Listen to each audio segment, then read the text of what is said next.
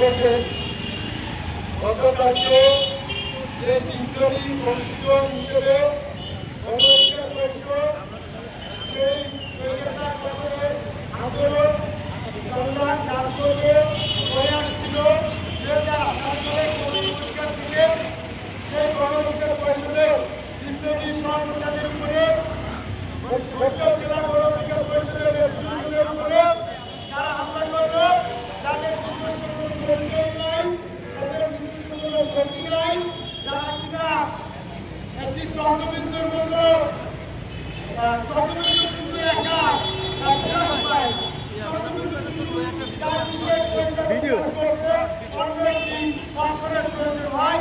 সেইভাবে যে জাতীয় পার্টি নিজের কোনো হিম্মত নেই রাজপথে দাঁড়িয়ে একটি প্রতিবাদ করার, একটি নিয়োগ পক্ষে কথা বলার, জনগণের অধিকার আদায়ের কথা বলার, স্বাধীনতার আওয়ামী লীগের বিরুদ্ধে কথা বলার, সেই চন্দ্রবিন্দু মার্কা রাজনৈতিক একটি দল জাতীয় পার্টি যাত্রা পার্টি গণঅধিকার পরিষদের উপরে অতর্কিত হামলা চালায়।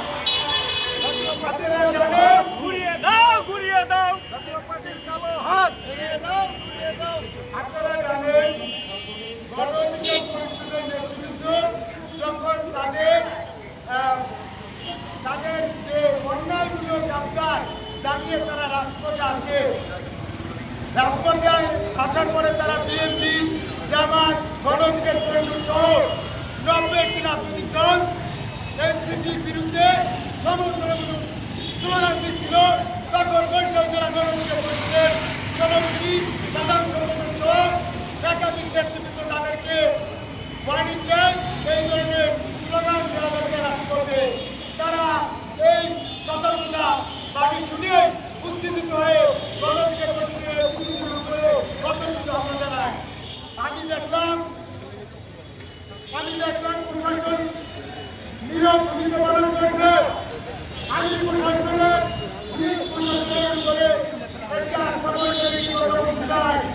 আপনারা দেখবেন পরিস্থিতি করলে কি হয়, কালকে গণঅধিকার পরিষদের উপরে হামলা করে আমরা বাকি গণঅধিকার পরিষদ এর পক্ষ থেকে মশাল মিছিল, থানা গ্রাউন্ড ও বরিশাল জেলার বিভিন্ন উপজেলায় মশাল মিছিল হয়েছে, মিছিল হয়েছে।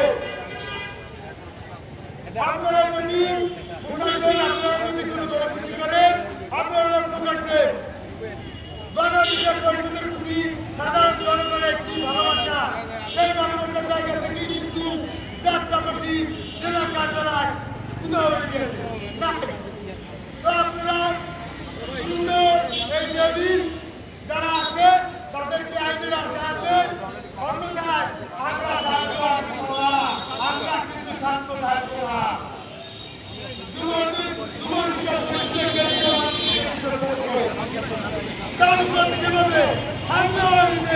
আমাদের কিন্তু তিনি কিন্তু সরকার তার কিন্তু প্রতিফলন আমরা বাকি রাজপথে দিয়েছি। ধন্যবাদ সবাইকে।